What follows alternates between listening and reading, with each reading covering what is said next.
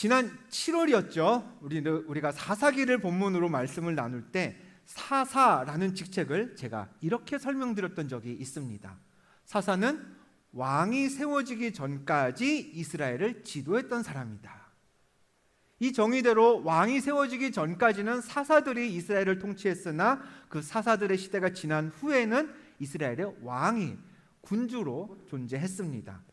이스라엘 최초의 왕 사울을 시작으로 해서 다윗과 솔로몬의 통치를 받는 그 이스라엘의 역사 120년 동안 이스라엘은 영토도 확장되었고요, 또 나라도 부강해졌습니다.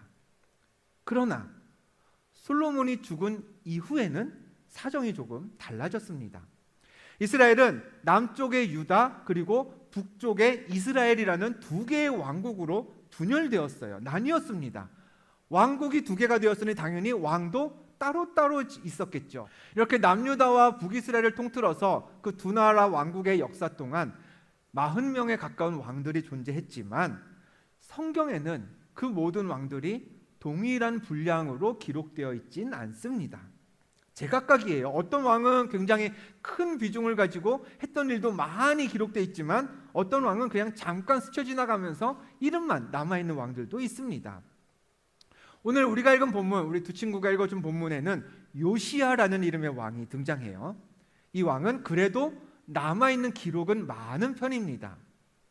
요시야에 대해서 첫 설명, 성경이 기록하고 있는 첫 이야기를 열왕기하 22장에서 이렇게 보겠습니다. 같이 읽어볼까요? 시작. 요시야가 왕위에 오를 때에 나이가 8세라 보스갓 아다야의 딸이더라. 아멘. 요시야는요 굉장히 어린 나이에 왕이 되었어요. 몇 살? 8살에 왕이 되었어요. 여러분 8살에 뭐 하셨어요? 우리 다 이제 막 초등학교에 입학해서, 그렇죠? 학교 다닌답시고 가방이 등보다 더 큰 그런 가방 메면서 쫄래쫄래 학교를 다녔습니다. 엄마 없이는 집에 혼자 있지도 못했을 나이예요. 근데 그 나이에 요시야는 왕이 되었습니다. 그 어린 사람이, 어린 남자아이가 왕이 되었으니 나라를 정상적으로 통치할 수 있었을까요? 불가능했겠죠. 그래서 조금 전 말씀을 보면요 굉장히 독특한 표현이 말씀에 기록되어 있어요. 보통 성경이 한 개인을 소개할 때 어떻든가요? 그의 이름을 얘기한 다음에 누구의 이름이 같이 나와요? 그 아버지는 누구고, 그 할아버지는 누구고, 그 증조부는 누구고, 심지어 고조부, 현조부까지 나와요. 그러면서 그 사람이 어느 지파 사람인지까지 이야기하는 게 성경의 등장인물을 소개하는 방식입니다. 근데 오늘 요시야 같은 경우는 어때요? 아빠 이름이 드러나 있나요? 아니에요. 오히려 누가 나타나 있어요? 어머니가 누구인지가 기록되어 있습니다. 자연스럽게 이렇게 되겠죠. 요시야가 어린 나이에 왕이 됐다는 얘기는 요시야가 어렸을 때 누가 돌아가신 거예요? 전 왕이었던 아버지가 돌아가신 거예요. 그러면 요시야가 제대로 통치를 할 수 없으니 아마도 요시야를 소개할 때부터 어머니의 이름이 나왔다는 얘기를 이 사실로 추측해 보건대 학자들은 요시야가 자랄 때까지 어머니가 섭정을 했을 것이다. 즉 요시야 곁에서 요시야 대신 나라를 통치했을 것이다 라고 생각합니다. 어린 나이에 왕이 되었지만 요시야는 결코 막 철없는 그런 아이처럼 나라를 다스리진 않았습니다. 요시야에 대한 성경의 평가를 우리 같이 볼까요? 열왕기하 23장에 이런 말씀이 있어요. 요시야와 같이 마음을 다하며 뜻을 다하며 힘을 다하여 모세의 모든 율법을 따라 여호와께로 돌이킨 왕은 요시야 전에도 없었고 후에도 그와 같은 자가 없었다고 했습니다. 그러니까 쉽게 말해서 하나님이 보시기에 요시야는 좋은 왕이에요? 나쁜 왕이에요? 괜찮은 왕이었어요. 하나님 마음에 그래도 들었던 왕이었습니다. 그런데 노란색 글자에 주목해 볼까요? 요시야가 잘한 일들 중에 특별히 마음을 다하고 뜻을 다하고 힘을 다했던 일이 있어요. 그래서 하나님이 성경이 표현하기에 그 전에도 요시야만큼 잘한 사람이 없었고 그 후에도 요시야 같은 사람이 없었다라고 요시야가 굉장히 잘했던 일이 있었는데 그게 뭐다? 여호와께로 돌이켰다는 겁니다. 여러분 이 돌이킨다라는 말의 의미를 생각해 볼까요? 그러니까 이 말에 함축되어 있는 의미는 요시야가 처음부터 하나님을 줄곧 잘 따랐다는 게 아니에요. 인생의 어느 순간에 하나님에게서 멀어졌던 때가 있었어요. 하나님을 생각도 안 하고 지냈던 때가 있었어요, 요시야도. 근데 그런 자신의 잘못을 뉘우치고 하나님께로 인생의 방향을 바꾼 걸 요시야만큼 잘한 사람이 없다는 겁니다. 그러니까 한평생을 쭉 잘 산 건 아니지만 인생의 어느 순간 하나님을 모르고 지냈다가 하나님에게로 돌이킨 것을 요시야는 정말 잘한 사람이라는 거예요. 요시야는 하나님께 돌아서면서 그 돌아서는 일로 칭찬받는 사람인데, 그가 돌아서면서 했던 일이 두 가지가 있어요. 그중 첫 번째 일이 열왕기하 23장에 이렇게 기록되어 있습니다. 사사가 이스라엘을 다스리던 시대부터 이스라엘 여러 왕의 시대와 유다 여러 왕의 시대에 이렇게 유월절을 지킨 일이 없었더니 요시야 왕 18째 해에 예루살렘에서 여호와 앞에 이 유월절을 지켰더라라고 했습니다. 바로 우리가 지난 주일에 유월절의 기원을 살폈습니다. 하나님은 이스라엘의 출애굽을 위해서 애굽에 내린 10번째 재앙이었죠. 모든 처음 난 것들, 장자를 죽게 하는 그 재앙으로 생명을 다 앗아가셨어요. 그러나 문설주에 양의 피를 발랐던 이스라엘 사람의 집에는 재앙이 일어나지 않았습니다. 그리고 이 사건을 하나님은 절기로 지켜라, 그러면서 자손 대대로 기념하면서 기억해라 라고 말씀하셨어요. 그래서 생겨난 명절이 유대의 유월절입니다. 그런데 빗나간 시대였던 사사시대, 그 어느 순간부터 이 유월절을 지키는 습관이 사라졌다 그랬어요. 그렇게 몇백 년이 지났습니다. 요시야가 잊혀졌던 유월절을 되살렸던 거예요. 유월절을 지키기 시작했으니 당연히 그 명절이 왜 생겨났는지도 이스라엘 사람들이 공유하기 시작했겠죠.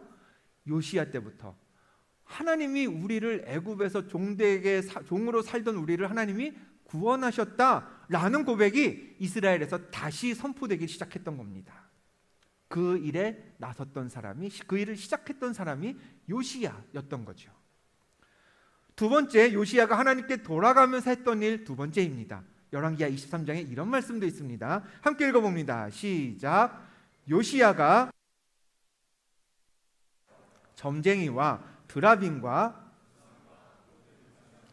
다 제거하였으니. 아멘. 요시야는 하나님을 섬기는 것과 상관없는 신접한 사람, 점쟁이들 없앴습니다.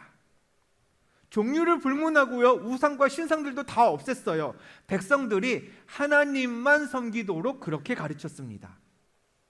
이처럼 첫 번째, 유월절을 회복시켰던 왕, 두 번째, 우상을 없애고 하나님만 섬기도록 가르쳤던 왕 요시야는 우상 숭배가 만연했던 당시에 꽤나 획기적인 일을 한 사람이었습니다. 그래서 어떤 학자들은요, 요시야가 일으킨 이 거룩한 변화를 가리켜서 요시야의 종교 개혁이라고도 명칭을 붙여요. 그럼 우리가 이제부터 기억해야 될 건 이겁니다. 정말 중요한 건 여기부터예요. 이스라엘은 물론이고 주변 나라들까지 당시에는 다 하나님을 잊어버리고 우상을 섬기던 때였습니다. 그 시대에 어떻게 이 요시야라는 인물은 유월절도 부활시키고 우상까지 없애면서 어떻게 하나님께로 돌아갈 수 있었냐, 어떻게 돌이켰느냐라는 거죠. 그 시작점이 되는 두 가지 사건을 오늘 본문에서 찾아보려고 합니다. 자, 왕이 된 지 10년이 지났을 때입니다. 8살에 왕이 됐으니까 요시야도 18살, 어느 정도 이제 성인 비스무리하게 자란 거죠. 그때 요시야가 서기관 사반이라는 사람한테 이런 명령을 내립니다. 열왕기하 22장 4절 5절 말씀을 제가 읽겠습니다. 너는 대제사장 힐기야에게 올라가서 여호와의 성전을 맡은 감독자의 손에 넘겨 그들이 여호와의 성전에 있는 작업자에게 주어 성전에 부서진 것을 수리하게 하되 라고 했습니다. 요시야가 서기관 사반과 대제사장 힐기야에게 미션을 줬어요. 명령을 내립니다. 부서진 여호와의 성전을 고쳐라. 손 좀 봐라. 이 요시야 시대가 어떤 시대라고 했습니까? 유월절도 잊혀졌어요. 그리고 사람들은 당연히 우상을 섬기는 시대였어요. 하나님을 아는 사람보다 우상을 섬기고 우상에 대해 전문적인 지식을 갖는 사람이 훨씬 많던 시대였습니다. 당연히 하나님을 예배하는 여호와의 성전, 그곳은 찾는 사람이 거의 없었을 겁니다. 찾아오는 사람이 없으니 성전은 뭐가 부서져도 고치질 않았고요, 더러워져도 치울 필요가 없었습니다. 그만큼 하찮게 여겨지던 하나님의 성전을 요시야가 보수하기 시작했던 거죠. 깨끗하게 정돈했습니다. 그리고 이 정돈이, 보수 작업이 모든 개혁, 하나님께로 돌이키는 일의 시작점이 되었습니다. 그렇다면 하나님께로 돌이키기 위해 우리도 가장 먼저 해야 할 일이 보이시나요? 성전을 깨끗이 하는 것에서부터 출발해야 합니다. 우리 6월달에 미라클 리딩 다 나갔죠? 나가서 교회 근처를 깨끗이 했었습니다. 그러면 이제 가을쯤에는 수련회 마치고서는 교회 내부 한번 깨끗이 해볼까요? 성경은 우리에게 이렇게 가르쳐요. 너희는 너희가 하나님의 성전인 것과 하나님의 성령이 너희 안에 계시는 것을 알지 못하느냐라고 합니다. 성령 하나님이 우리 안에 계시면 누가 성전이에요?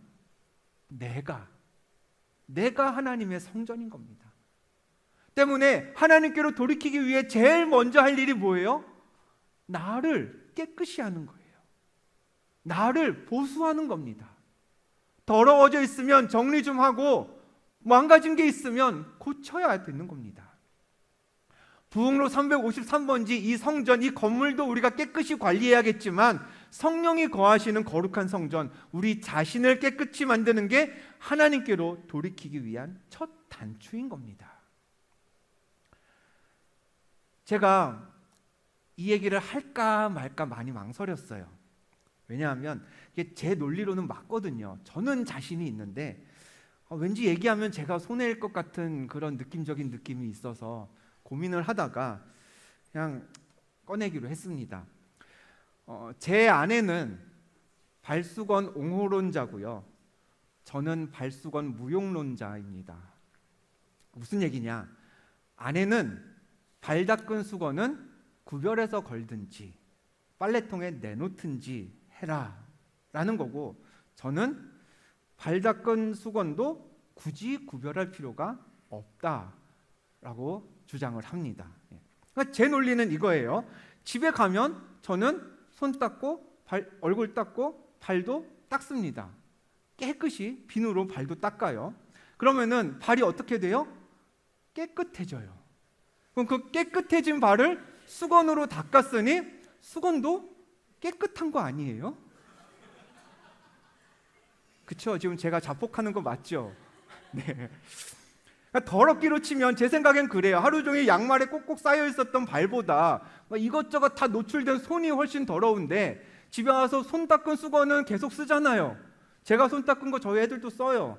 그럼 발은 오히려 꽁꽁 쌓여 있었어요. 양말 벗었으면 그것도 비누로 한번 닦았으면 손보다 훨씬 나은데 왜 발수건만 그렇게 못 살게 구냐? 발수건도 더 써도 되는 거 아니냐? 네 발 닦은 거 내 발도 닦고 우리 애들도 발 닦고 손도 닦고 뭐 어떠냐? 예. 그래서 저는 발수건이 더럽다고 느끼는 거면 그 사람은 발을 잘못 닦은 거다라고 이야기를 하거든요. 예. 발을 깨끗이 닦았으면 수건이라고 못 쓸 게 뭐 있냐? 오늘 나가면서 다음번에 저희 집에 와서 수건 쓸 때 염려하지 않으셔도 됩니다. 그때는 새 수건 걸어 놓을 거예요. 하나님은요, 성전인 우리를 깨끗하게 만들 때 쓸 수 있도록 기가 막힌 세정제를 우리에게 주셨습니다. 그가 빛 가운데 계신 것 같이 우리도 빛 가운데 행하면 그 아들 예수의 피가 우리를 모든 죄에서 깨끗하게 하실 것이요, 십자가에서 흘리신 예수님의 피가 우리를 죄로부터 깨끗하게 한다고 했습니다. 그 피는요, 어떤 죄는 잘 지우는데 좀 진하게 묻은 그런 강한 얼룩은 못 지우느냐? 아니에요. 성경은 예수의 피가 모든 죄에서 우리를 깨끗하게 한다고 했습니다. 씻은 발을 닦은 거니 깨끗한 거 아니냐? 아니다. 그래도 발은 더러우니까 그 수건 쓰면 안 된다. 따질 필요가 없는 거예요. 예수의 피로 용서받았으면 완벽하게 깨끗해졌기 때문에 우리가 쓰는 수건, 우리를 닦은 수건 100번, 1000번을 써도 계속 깨끗한 겁니다. 그러므로 예수의 보혈로 성전인 우리 자신이 깨끗해지는 게 요시야처럼 하나님께로 돌이키는 첫 걸음, 첫 단추입니다. 모든 돌이킴의 시작이 되는 거예요. 두 번째, 요시야처럼 돌이키기 위해서 우리가 해야 하는 건 본문 10절과 11절에 그 답이 있습니다. 같이 읽어봅니다. 시작. 또 서기관 사반이 왕에게 말하여 이르되, 사반이 왕의 앞에서 읽음에 왕이 율법책의 말을 듣자 곧 그의 옷을 찢으니라. 아멘. 요시야 왕이 뭘 찢었어요? 그의 옷을 찢었습니다. 여러분, 막 옷을 찢었다는 표현이 성경에 여러 차례 나오거든요. 이게 막 헐크처럼 옷이 막 걸레짝 될 때까지 막 북북 다 찢는 게 아니에요. 그 셔츠로 치면은 한 위에 단추 한 2개 정도, 이 정도 이렇게 뜯는 거거든요. 티셔츠로 치면 목 부분만 이렇게 잠깐 살짝 찢는 겁니다. 성경에서 옷을 찢었다라고 할 때에 그 찢는 사람의 심정은 두 가지로 요약할 수 있습니다. 첫 번째는 죄를 깨달아서 하나님 앞에 통탄하며 회개할 때, 그때 유대인들은 옷을 찢습니다. 두 번째, 큰 슬픔, 갑작스런 큰 슬픔으로 상실감이 크고 큰 충격을 받았을 때, 그때도 옷을 찢습니다. 그러니까 요시야가 지금 자기 죄를 깨달은 거예요. 새롭게 깨달은, 나 이때까지 괜찮은 사람인 줄 알았는데 아니었구나, 내가 죄인이구나 라는 것을 깨닫고 그 사실 때문에 충격을 받은 겁니다. 그래서 하나님께 통탄하는 마음으로 옷을 찢으면서 회개하기 시작했습니다. 그런데 중요한 건 이거예요. 여러분, 이 일이, 요시야가 옷을 찢는 일이 언제 일어났냐 하는 거죠. 언제 일어났어요? 성전을 보수하는 중에 대제사장 hil기야가 당시에 아무도 거들떠보지 않던 하나님의 율법책을 발견했습니다. hil기야는 그 책을 서기관 사반에게 주었습니다. 사반이 왕 앞에 가져갔어요. 그래서 그 책을 읽었습니다. 그렇게 사반이 하나님의 말씀을 읽어서 요시야의 마음에, 그의 귀에 하나님의 말씀이 들어가니까, 그러니까 요시야가 옷을 찢으면서 통탄하며 회개하기 시작했습니다. 말씀이 우리 안에 들어와야 돌이킴이 가능한 겁니다. 하나님께 돌이키는 건요, 그냥 우리가 결단한다고 되는 게 아니에요. 하나님의 말씀이 여러분 안에 들어가서 그 말씀에 따라 여러분이 옷을 찢는 결단을 해야, 그래야 그게 하나님이 원하시는 돌이킴이 되는 겁니다. 돌아오는 금요일, 그리고 이어지는 토요일, 그리고 주일까지 우리가 교회를 향할 때 여러분의 발걸음이 평소와는 조금 다르기를 바랍니다. 아니, 달라야만 합니다. 이번 수련회 하나님이 내게 어떤 은혜 주실까? 내가 기도할 때 성령 하나님께서 어떤 결단을 하게 하실까? 하나님은 내가 기존에 갖지 못했던 어떤 새로운 생각, 어떤 새로운 시선을 갖게 하실까? 여러분이 기대하시는 그만큼 하나님이 여러분 한 사람 한 사람의 심령 가운데 일하실 줄 믿습니다. 하나님은 분명 일하실 거예요. 근데 여러분, 하나님만 일하시게 두지 말고요, 우리도 가만히 있지 말고 준비를 해야 합니다. 돌이킬 준비를 해야 합니다. 두 가지. 나를 보수해야 합니다. 나를 깨끗이 해야 합니다. 하나님의 성전인 나를 깨끗이 하는 게 첫 번째고요. 두 번째, 하나님의 말씀이 내 안에 들어올 수 있는 준비, 내 마음의 준비, 내 마음을 여는 시간을, 그 결단을 하셔야 합니다. 오늘 이 예배를 마치면 계속해서 광고했던 것처럼 조별로 모임을 갖습니다. 수련회 프로그램을 진행하기 위해서 필요한 준비들이 있어서 오늘 미리 모여서 그 준비 작업을 하는 날입니다. 그럼 프로그램은 그렇게 준비를 하면 돼요. 그러면 여러분이 받을 은혜를 위한 준비는 어떻게 해요? 하나님 나라를 위해 내려야 할 결단을 가질 준비는 어떻게 하나요? 잊혀졌던 유월절을 되살렸던, 그리고 점쟁이와 우상들을 몰아내었던 요시야가 그런 지혜를 얻어서 결단을 할 수 있었던 건요, 돌이킬 수 있었던 건요, 두 가지의 준비 과정이 선행되었기 때문이에요. 성전을 깨끗이 보수했고 하나님의 율법책 말씀을 들었기 때문에 가능했던 돌이킴이었습니다. 하나님이 부어주실 은혜가 갈급한 만큼 여러분 우리 자신을 깨끗하게 하는 미라클 기둥 모든 청년이 되시기를 부탁드립니다. 이전과는 내가 다른 삶을 살아야겠다라고 그런 생각과 갈망이 크시다면 모든 죄에서 나를 깨끗하게 하실 그 그리스도의 보혈을 의지해서 나 자신을 깨끗하게 하는 시간을 앞으로 며칠이라도 갖자고요. 오래 교회 다녔습니까? 내가 평생 예수 믿었는데도 다윗의 그 유명한 고백 시편 23편의 고백 하나님 내게 부족함이 없습니다 라는 고백을 내 입술로 아직 하지 못하다면 여전히 나한테 부족한 것들이 많아서 그 부족한 것 때문에 하나님께 그냥 구하게만 된다면 또 반대로도 있겠죠. 이제 막 복음을 접한 까닭에 다윗처럼 하나님 내 잔이 넘치나이다 이런 믿음의 고백을 아직 할 수 없다면 여러분 수련회 동안에 선포될 그 말씀에 마음을 열고 받아들일 준비를 하셔야 합니다. 그 말씀을 듣고 언제든지 옷을 찢는 그런 사람이 되어 있어야 합니다. 하나님께로 돌이키기 위한 치트키 2개 말씀드렸습니다. 첫째 뭐다? 예수님 보혈에 의지해서 성전인 우리 자신을 깨끗이 해야 된다. 두 번째, 말씀을 내 것으로 받아들이고 내 옷을 찢을 준비가 돼 있어야 한다. 이 두 가지 금요일, 토요일 여러분이 오실 때까지 이 두 가지 반드시 기억하시면서 내가 지금 수련회 즐겁게 즐기려고도 가지만 웃고 교제하려고도 가지만 은혜 받으러 가는데 하나님 앞에 꼭 필요한 결단하려고 지금 주의 성전을 향하는데 내가 하나님 앞에 돌이킬 준비가 되었나? 준비 좀 더 하고 가야지. 그렇다면 여러분 이 두 가지 기도만 하고 오세요. 하나님 주의 보혈로 나를 깨끗이 하여 주옵소서. 내가 이제 주의 말씀 들으러 가는데 하나님 그 말씀 내 마음 다 열어서 주의 말씀 한마디도 빼놓지 않고 받아들여서 그 말씀이 무엇이건 나의 죄를 보게 하시고 내가 옷을 찢는 그런 결단하게 하여 주옵소서. 그 두 가지 반드시 기억하시고 금요일, 토요일, 주일 요시야처럼 멋지게 하나님께 돌이키는 그런 주의 청년들 다 되시기를 주님의 이름으로 축원드립니다.